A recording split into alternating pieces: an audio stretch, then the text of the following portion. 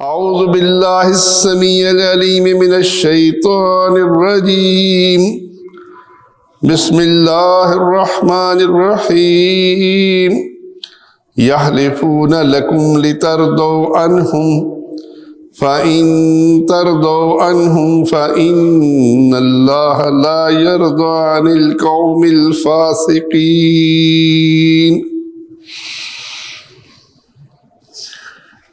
رسول اللہ صلی اللہ علیہ وسلم کے مدینے میں جہاں مسلمان تھے وہاں کلمہ گو منافق بھی تھے۔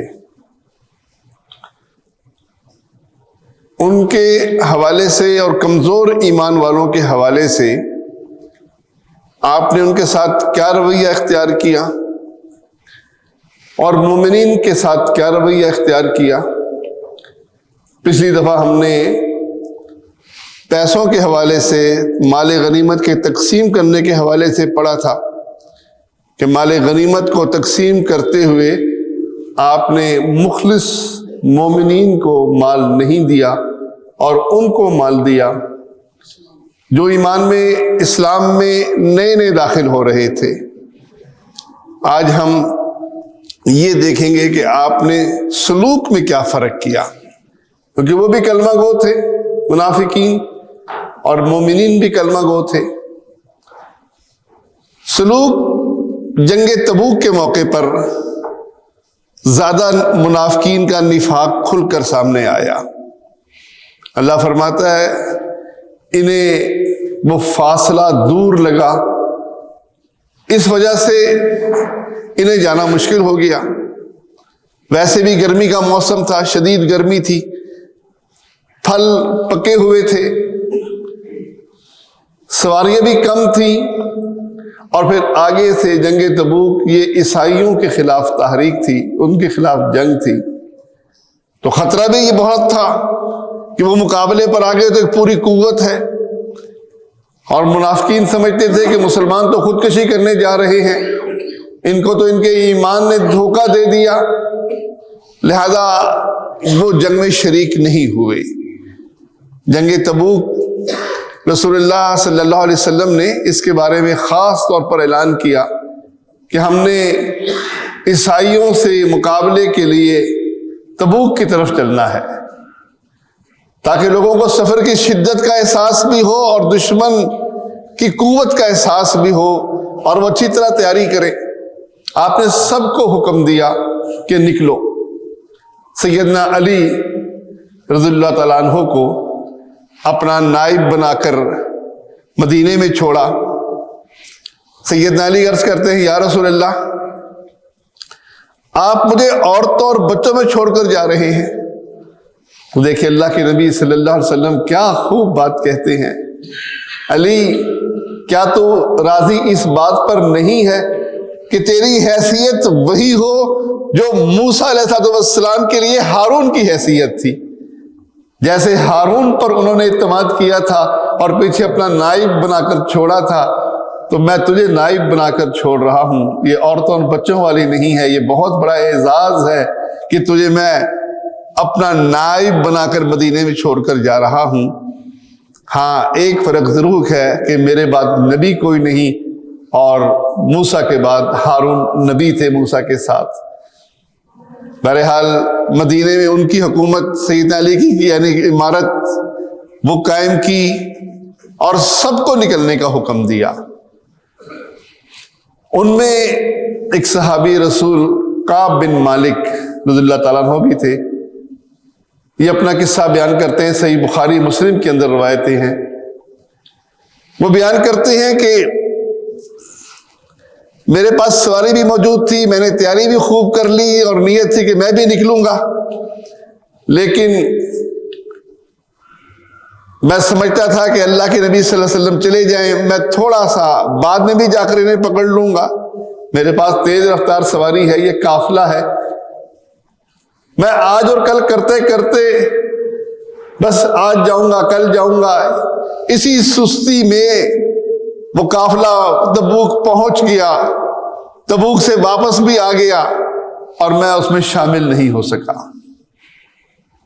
تو کعب بن مالک رضی اللہ تعالیٰ عنہ کے ساتھ کیا سلوک ہوا اور منافقین کے ساتھ کیا سلوک ہوا، سورۃ توبہ کے اندر یہ بڑی تفصیل سے اللہ نے بیان کیا۔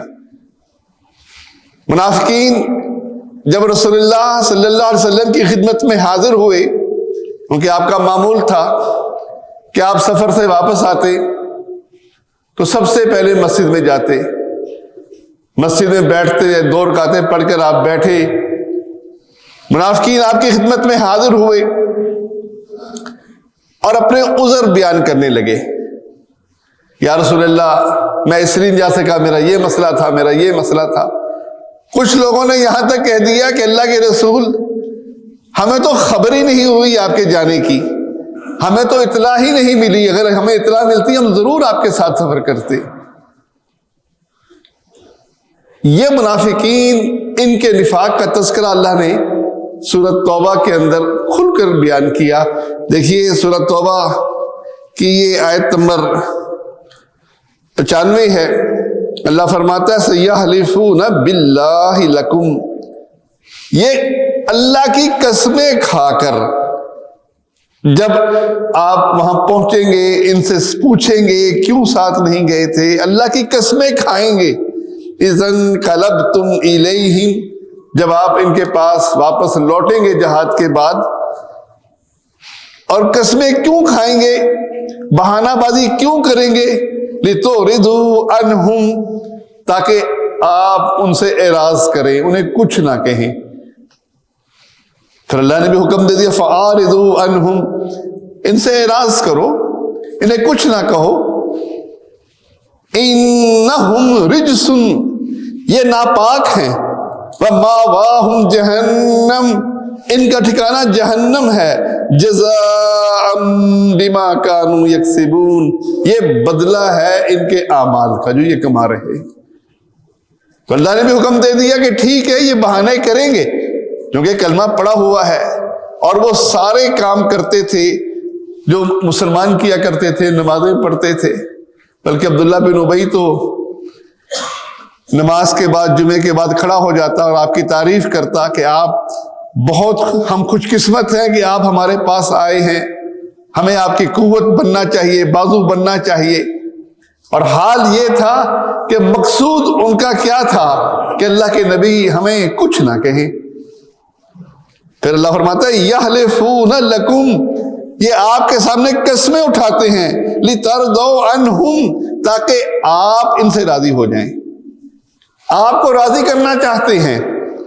فَإِن تَرْضَوْا عَنْهُمْ، اگر آپ ان سے راضی بھی ہو جائیں، فَإِنَّ اللَّهَ لَا يَرْضَىٰ لِلْقَوْمِ الْفَاسِقِينَ، اللہ اس فاسق قوم سے کبھی راضی نہیں ہو سکتا۔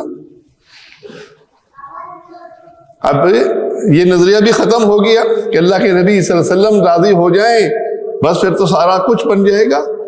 اللہ فرماتا ہے یہ نبی راضی بھی ہو جائے پھر بھی اللہ راضی نہیں ہوگا۔ تو سب سے اہم چیز اللہ کو راضی کرنا ہے، اور وہ منافقین کیا کرتے تھے، وہ اللہ کو راضی نہیں کرتے تھے، قسمیں آپ کے سامنے اس لیے کھاتے تھے تاکہ آپ راضی ہو جائیں، آپ کہہ دیں کہ ہاں ٹھیک ہے یہ غلطی ہو گئی تم سے، اور پھر آپ نے یہی کیا۔ اس حکم کے تحت جب آپ وہاں بیٹھے مسجد میں آ کر، منافقین آئے، اپنے بہانے پیش کیے، آپ نے ان کے بہانے بھی قبول کیے، ان کے لیے مغفرت کی دعا بھی کی، ان سے بیعت بھی دوبارہ لی۔ اچھا تم نے میری نافرمانی کی، دوبارہ بیعت کرو، اب آئندہ میرے ساتھ تم سے ہی چلو گے۔ انہوں نے بیعت بھی دوبارہ کر لی، لیکن اللہ نے ان کے دل کا حال بیان کر دیا کہ یہ فاسق لوگ ہیں، یہ اندر سے ایمان نہیں رکھتے اور اوپر سے آپ کو راضی کرنا چاہتے ہیں۔ اب منافقین کے ساتھ یہ سلوک، یا کمزور ایمان والے بھی ہوں گے، ان کے ساتھ یہ سلوک کیوں کیا؟ اس لیے کہ اللہ کا حکم۔ ایمان والوں کے ساتھ کیا سلوک کیا؟ ذرا فرق میں آپ کے سامنے یہ واضح کرنا چاہتا ہوں کہ ایمان والوں کے ساتھ سلوک کیسا تھا اور جو منافقین تھے ان کے ساتھ سلوک کیسا تھا۔ اور اس واقعے کو اگر آپ اس روشنی میں دیکھیں کہ آج ہم ایک ماحول میں رہ رہے ہیں، ہمارے ارد گرد بھی ہمارے تعلق والے بہت سے لوگ موجود ہیں جو تھوڑا سا ہم سے بگڑے ہم اس کو بالکل ننگا کر دیتے ہیں، ہم اس کے لیے کوئی رعایت نہیں کرتے اور دیکھتے ہیں کہ اس سے ہمارا تعلق واجبی سا ہے، بس اس کو تو گالیاں بھی دینی پڑے تو دے دی جائیں۔ ہاں جو قریبی ہیں ان کے لیے ہم گنجائشیں نکال لیتے ہیں، جبکہ آپ صلی اللہ علیہ وسلم کا طرز عمل کیا ہے؟ منافقین جن کے نفاق اور فسق کی گواہی اللہ دے رہا ہے، کتنی بڑی بات ہے۔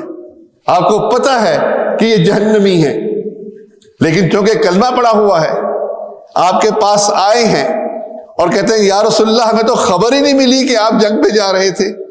آپ کہتے ہیں کوئی بات نہیں، اللہ تمہیں معاف کرے گا، اللہ تمہارے ساتھ انعام کرے، اللہ تمہاری مغفرت کرے۔ اچھا تم دوبارہ میری پیروی کرو گے؟ ہاں جی ہم پیروی کریں گے۔ اچھا پھر بیعت کرو، بیعت بھی لے لی ان کے ساتھ۔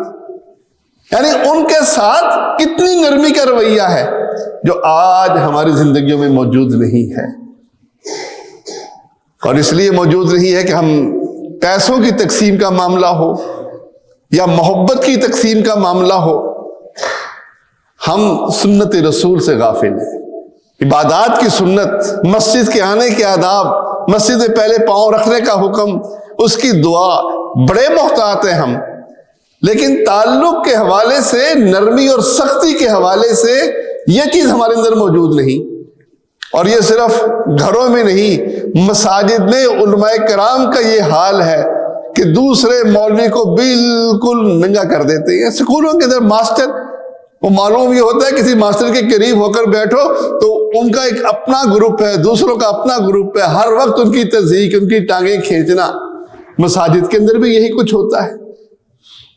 شریعت ان کو رعایت کا حکم دیتی ہے جن کے بارے میں آپ کو یہ لگتا ہے کہ یہ میرے ساتھ تعلق ان کا کمزور ہے، جو میرے قریب نہیں ہیں، ان کو رعایت کا حکم دیتی ہیں اور سختی۔ اللہ اکبر۔ کعب بن مالک رضی اللہ تعالیٰ عنہ کہتے ہیں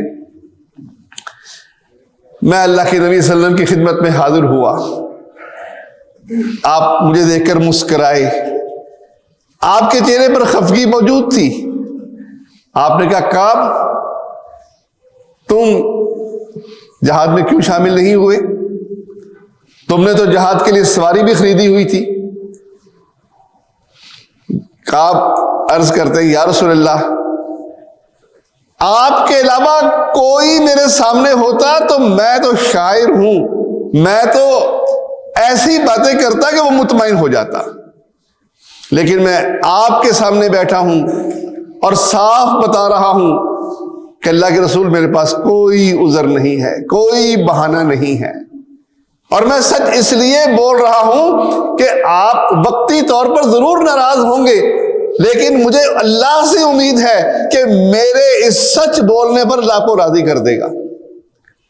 اور اگر میں آپ کے سامنے جھوٹ بول لوں، حقیقت کے خلاف بات بیان کر لوں، اپنا کوئی بہانہ تراش کر لوں، تو آپ تو راضی ہو جائیں گے لیکن اللہ ناراض ہو جائے گا، اور پھر اللہ آپ کو بھی ناراض کر دے گا۔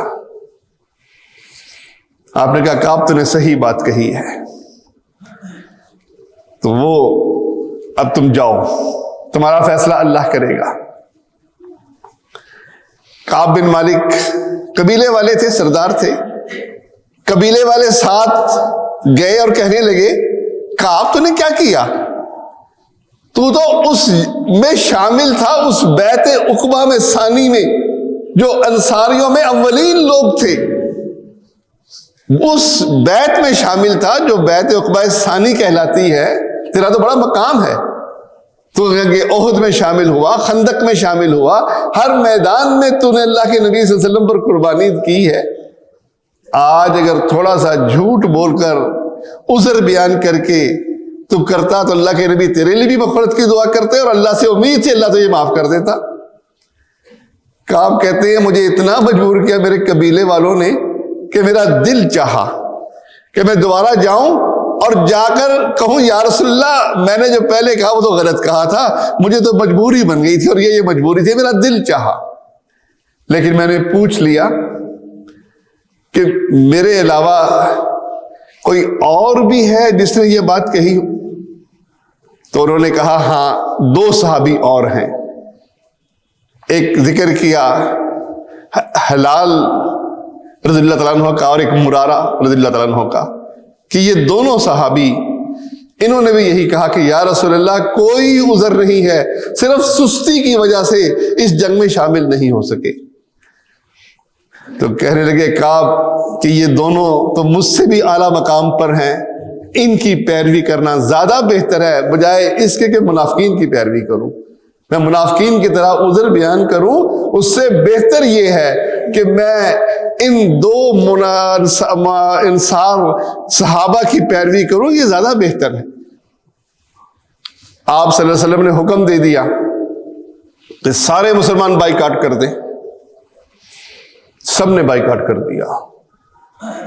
دیکھیے مسلمان کتنی تعداد میں تھے مدینے میں، اور 3 بندوں کا بائیکاٹ کر دیا جائے، ان سے کلام سلام بن کر دیا جائے، اس سے بڑی مصیبت اور کیا ہوگی. کہتے میرا دل بہت تنگ ہوا. ایک دن میں اپنے چچا زاد بھائی کے باغ کی دیوار پر چڑھ گیا.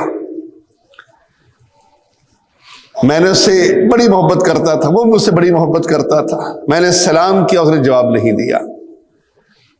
میں نے کہا بھائی کیا تو جانتا نہیں کہ میں اللہ رسول سے محبت کرتا ہوں؟ وہ پھر خاموش رہا. پھر میں نے کہا بھائی کیا تو جانتا نہیں کہ میں اللہ رسول سے محبت کرتا ہوں؟ وہ پھر خاموش رہا. میں نے کہا اللہ کی قسم مجھے جواب تو دے کہ کیا تو جانتا نہیں کہ میں اللہ رسول سے محبت کرتا ہوں؟ اس نے جواب میں کہا اللہ اور رسول بہتر جانتا ہے. کہتے میرے آنسو نکل آئے، میں روتے ہوئے وہاں سے واپس آ گیا. یہی حال باقی دونوں صحابہ کا تھا. باقی 2 صحابہ تو مرارہ اور ہلال، ان کا تو پھر حال یہ ہوا کہ وہ گھر کے اندر بند ہو گئے. ہر وقت رونا، ہر وقت غم کرنا، وہ ان کا معمول بن گیا، باہر نکلتے ہی نہیں تھے. اور میں جوان تھا، میں اللہ کے نبی صلی اللہ علیہ وسلم کی مسجد میں جاتا، آپ کے پیچھے نمازیں پڑھتا.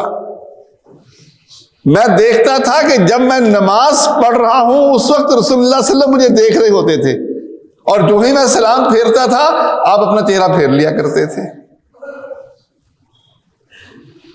اب یہ 40 دن گزر گئے، اور اس عرصے میں ایک اور بھی واقعہ ہوا. ایک تاجر آیا، عیسائی غسانی تاجر. اس نے لوگوں سے پوچھا کہ کعب بن مالک کون ہے؟ کہتا ہے کوئی نہیں بتا رہا تھا کہ کہاں کون کعب بن مالک کون ہے، اشارے سے کہتے تھے ادھر جاؤ ادھر جاؤ، حتیٰ کہ وہ مجھے مل گیا. اس نے مجھے خط دیا اپنے بادشاہ کا، اور کہنے لگا کعب بن مالک تو بڑی قیمتی چیز ہے، تیرا تو ایک مقام ہے، تیری ایک عزت ہے، تیرے دوست نے وہ عزت تیری ختم کر دی، تو ہمارے پاس آ جا، تجھے تیرے مقام کے مطابق ہم رتبہ دیں گے. کہتا خط پڑھ کر میرے دل میں ایک نفرت ایسی ابھری کہ میں نے خط فوراً جلا دیا کہ اچھا اب یہ آزمائش بھی ہونی تھی کہ کفار مجھ سے امید رکھے. اس کے سامنے خط کو جلا دیا. 40 دن کے بعد اللہ کے نبی صلی اللہ علیہ وسلم نے حکم دیا کہ اپنی بیویوں کو اپنے سے علیحدہ کر دو. کعب بن مالک کہنے لگے طلاق دے دیں. کہا نہیں طلاق نہیں دینا، زوجیت کے حقوق نہیں لینے ان سے. کعب بن مالک کہتے ہیں کہ مرارہ اور ہلال دونوں کی بیویاں رسول اللہ صلی اللہ علیہ وسلم کے پاس حاضر ہوئیں اور کہا کہ مرارہ بوڑھا آدمی ہے، جب سے یہ واقعہ ہوا ہے اس کے آنسو ہی نہیں تھمتے، وہ تو ہر وقت روتا رہتا ہے اور اس کی کوئی خدمت کرنے والا نہیں ہے. تو کیا آپ ہمیں اجازت دیتے ہیں کہ ہم ان کی خدمت کر لیں، کھانا پینے کا انتظام کر دیں؟ تو آپ صلی اللہ علیہ وسلم نے فرمایا ہاں، بس حق زوجیت ادا نہیں کرنا۔ وہ کہتے ہیں جب سے یہ واقعہ ہوا ہے ان کو تو سوائے رونے کے کام ہی کچھ نہیں ہے، وہ اس طرف توجہ ہی نہیں کر رہے۔ کعب بن مالک کو کہا کسی نے کہ آپ بھی اپنی بیگم کو بھیجیں اور اجازت آپ کے لیے بھی لے لیں۔ تو کعب کہنے لگے میں جوان آدمی ہوں، میرے پاس کیا عذر ہے، اللہ کے نبی کا حکم آ گیا، بس آمنا وصدقنا۔ دیکھیے یہ ہے ایمان والوں کا محاسبہ، یہ ان کا محاسبہ جن سے جڑنے کی امید ہے، جن سے تعلق کی امید ہے۔ جس سے آپ ناراض ہوتے ہیں تو آپ کے چہرے کی خفگی اس کے دل میں بے چینی پیدا کرتی ہے۔ اور رہے وہ لوگ جنہیں پرواہ ہی نہیں ہوتی، جن کے لیے آپ کا ملنا اور نہ ملنا برابر ہے، آپ ان کے پیچھے پڑیں، ان کی برائیاں کریں، ان کو بدنام کریں، شریعت میں اس کی گنجائش نہیں ہے۔ کیونکہ کلمہ پڑھنے کے بعد یہ منافقین تک یہ مسلم کہلوائے گئے، مسلم والا سلوک ہوا۔ اتنی بڑی حرکت کرنے کے بعد، اور صرف یہ حرکت نہیں کی، جب اللہ کے نبی صلی اللہ علیہ وسلم تبوک کی طرف گئے، پیچھے سے ایک مسجد بھی بنا لی۔ مسجد زرار سنا ہوگا اپنے نام، مسجد بھی بنا لی، اور بنانے کا مقصد یہ تھا کہ یہاں ہم میٹنگ کیا کریں گے، ہم پروگرام بنائیں گے، مسلمانوں کو تنگ کرنے کے لیے ایک جگہ مل جائے ہمیں۔ اللہ نے قرآن مجید کی آیات نازل کر دی کہ اے نبی آپ واپس جاؤ، اور جانے کے بعد اس مسجد میں وہ لوگ دعوت دیں آپ کو کہ آپ یہاں نماز پڑھو۔ آپ نے اس مسجد میں نہیں جانا، مسجد میں نہیں جانا، وہاں نماز نہیں پڑھنی، وہ مسجد تو اس قابل ہی نہیں کہ وہ قائم رہے، اس کو گرا دینا۔ وہ مسجد نبوی ہو یا قباء، جن کی اللہ نے تعریف کی، جو تقوی کی بنیاد پر بنی ہیں، جن کے اندر متقی لوگ ہیں، وہ اس لائق ہیں کہ تم ان کے پاس بیٹھو، ان کے پاس بیٹھو اور ان کے تربیت اور تزکیہ کرو۔ اللہ نے قرآن مجید کی آیات نازل کر دی۔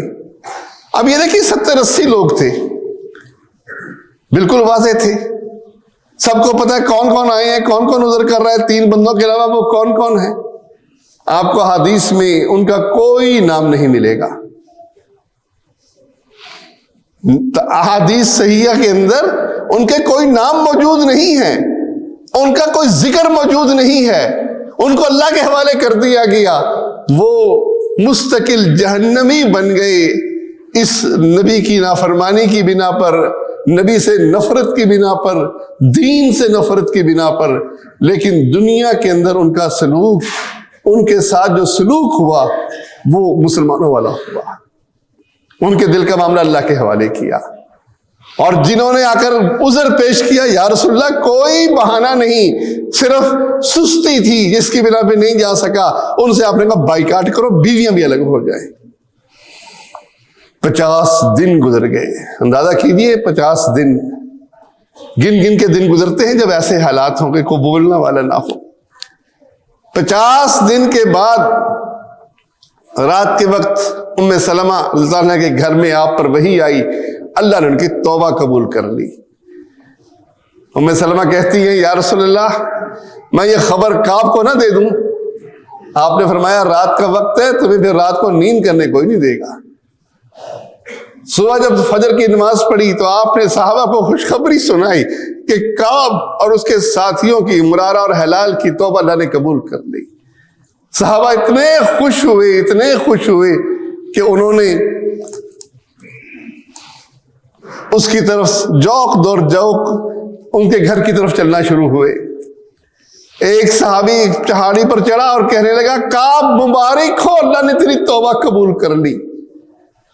کعب کہتے ہیں میں نے اس کی جب آواز سنی تو میں سمجھ گیا کہ میری مصیبت کے دن گزر گئے۔ وہ سب سے پہلے گھوڑے پر سوار ہو کر میرے پاس آیا، کہتے ہیں میرے پاس ایک ہی جوڑا تھا جو میں نے پہنا ہوا تھا، میں نے اس کو اتار کے اس کو دے دیا، اور ابو قتادہ سے اور جوڑا لے کر پہنا، اور پھر میں رسول اللہ صلی اللہ علیہ وسلم کی خدمت میں حاضر ہوا۔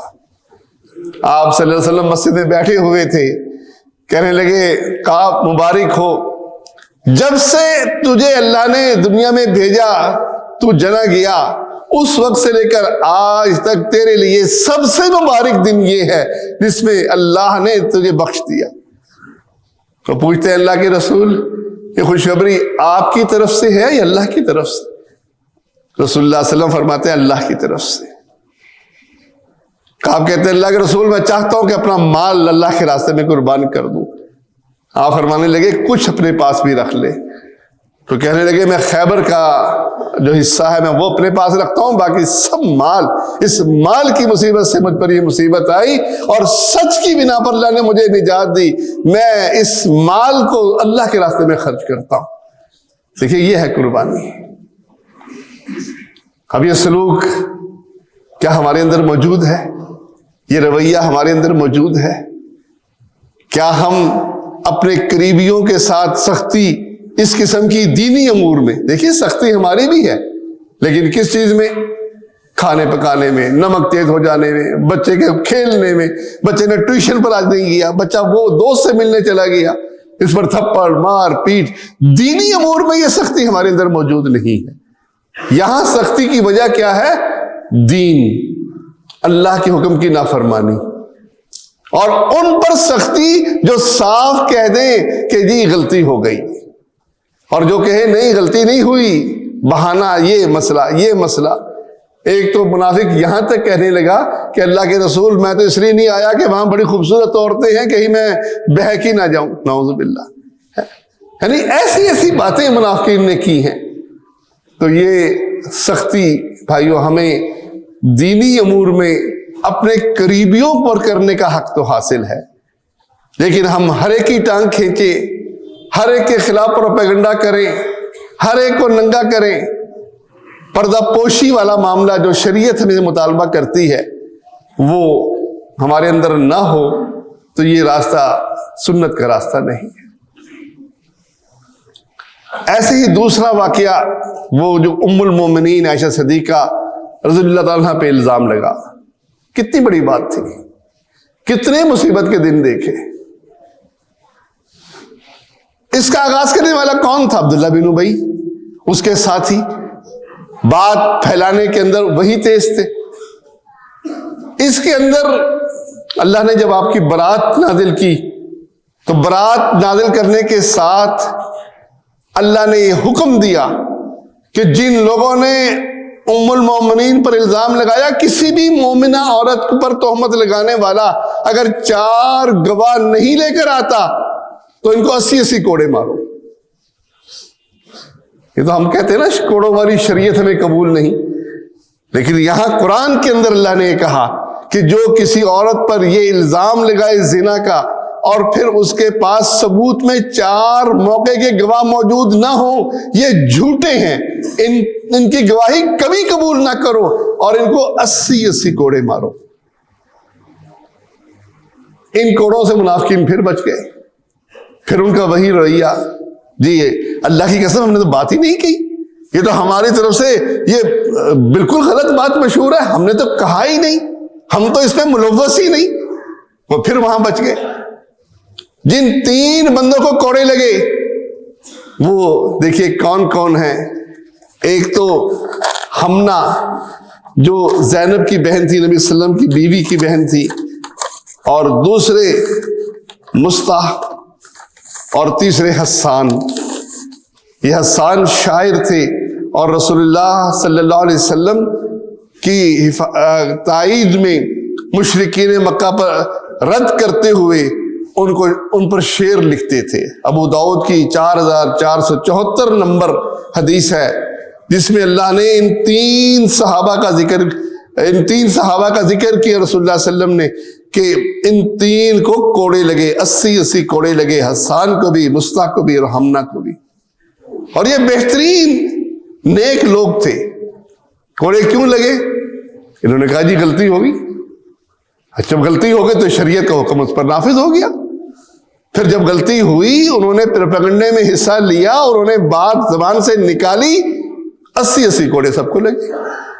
اور جن کو نہیں لگے جو اصل مجرم تھے، جنہوں نے قسمیں کھا کر اپنے آپ کو بچا لیا، دنیا کی سزا سے بچ گئے، دنیا کی بدنامی سے بچ گئے، اور مستقل جہنم کی وعید ان کے لیے ہو گئی۔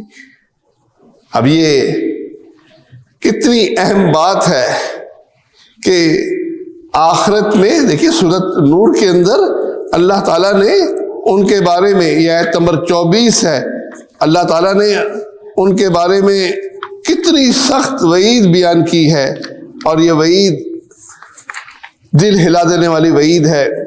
اللہ تعالیٰ فرماتا ہے کہ جن لوگوں نے مومنین پر ان الذین یرمون المحصنات الغافلات المؤمنات، جن لوگوں نے نیک غافل مومنہ عورتوں پر الزام لگایا، اور لعنوا فی الدنیا والآخرہ، ان پر دنیا میں بھی اللہ کی لعنت ہے اور آخرت میں بھی اللہ کی لعنت ہے، وَلَهُمْ عَذَابٌ عَظِيمٌ، ان کے لیے بہت بڑا عذاب ہے۔ اب ان منافقین کو اللہ نے لعنت کی خبر دے دی، دنیا کے اندر بھی کہ اللہ کی رحمت سے دور ہیں، آخرت کے اندر بھی اللہ کی رحمت سے دور ہوں گے، دردناک عذاب کی خبر بھی دے دی، لیکن دنیاوی سزا سے اپنی قسموں کی بنا پر بچ گئے۔ قسم کھا لی کہ ہم تو شامل ہی نہیں تھے، ہمیں تو یہ کہا ہی، اب تحقیق کرتے، جنہیں کہا تھا انہیں بلاتے، ان سے گواہی لیتے تو گواہ مل سکتے تھے، لیکن شریعت کا حکم کیا ہے؟ وہ قسم کھا رہا ہے، بس اعتبار کرو، بات ختم ہو گئی۔ اچھا قسم کھا کر وہ بچ گیا تو پھر کیا ہوگا؟ آخرت میں جو کچھ ہوگا ہوگا، دنیا میں ضروری کچھ کرنا ہے۔ ہم کہتے ہیں یہ قسمیں بھی کھائے ہم پھر بھی نہیں مانیں گے، یہ قسمیں بھی کھا لے، یہ کہے کہ میں اس سے بری ہوں، ہم نے اس کو ننگا کرنا ہے، اس کی کوئی پردہ پوشی نہیں کریں گے، اس پر جو مسلمانوں والے حقوق ہیں وہ ہم سب ختم کر دیتے ہیں، اور سمجھتے ہیں کہ ہم تو بہت نیکی کر رہے ہیں، ہم تو بڑے دلیر ہیں، ہم تو اس بندے کی بے ایمانی کو سامنے لا رہے ہیں، اس کے پردہ کی راز کی باتیں وہ ہم تلاش کر کے ہم بالکل بھول جاتے ہیں کہ یہ غیبت بھی بنتی ہے، چغلی بھی بنتی ہے، یہ تجسس بھی بنتا ہے جن سے اللہ نے منع کیا۔ ہم یہ سب کام کریں گے اور تاکہ وہ بدنام ہو جائے، اور اس کی بدنامی شرن اس کی گنجائش نہیں ہے۔ تو بھائیو بات صرف اتنی ہے کہ ہمارا جو کلچر ہے، جو ہماری طبیعتیں ہیں، یہ شریعت سے بالکل ہٹی ہوئی ہیں۔ شریعت ہم نے مسجد کی حد تک خوب قبول کی ہوئی ہے، مسجد کے اندر آ کر ہم ایک ایک سنت کو تلاش کرتے ہیں، اور بہت اچھی بات ہے، یقیناً اس کا ایک اجر ہے، لیکن اسلام میں پورے کے پورے داخل ہونا ہوتا ہے۔ اسلام صرف مسجد کا اسلام نہیں ہے، یہ معاشرے کا بھی اسلام ہے، یہ خاندان کا بھی اسلام ہے، یہ پوری زندگی اس کے مطابق گزارنی ہوتی ہے۔ اب اس کے جو ہماری خطائیں ہیں، اس کا کیا بنے گا؟ آخرت میں جا کر حقوق العباد کے حوالے سے جو یہ ہماری کمیاں ہیں کہ ہم لوگوں کی عزتیں اچھالتے ہیں، ہم اس کا جواب دہ ہوں گے۔ ہمارے اعمال ان میں تقسیم ہو جائیں گے جن کے اندر ہم نے یہ بیماریاں دیکھی اور اس کو پھیلایا، ہمارے نیکیاں تقسیم ہو جائیں گی، اور اگر نیکیاں ختم ہو جائیں گی تو ان کے گناہ ہمارے اوپر لاد دیے جائیں گے، اور بہت سے لوگ ان کے گناہ لاد کر جہنم میں چلے جائیں گے۔ اس طرف ہم بالکل غافل ہیں۔ بھائی، اللہ کے نبی صلی اللہ علیہ وسلم نے بڑی خوبصورت بات کہی ہے کہ 2 باتوں کی ضمانت مجھے دے دو، میں جنت کی ضمانت دیتا ہوں۔ اور 2 باتیں کون سی ہیں؟ زبان کی حفاظت، شرمگاہ کی حفاظت۔ آج یہ دونوں حفاظتیں ہمارے لیے کتنی مشکل ہو گئی ہیں، بس اللہ ہی ہم پر رحم کرے اور ہماری اصلاح فرمائے، ہمیں دین پر چلنے کی توفیق دے، آمین یا رب العالمین۔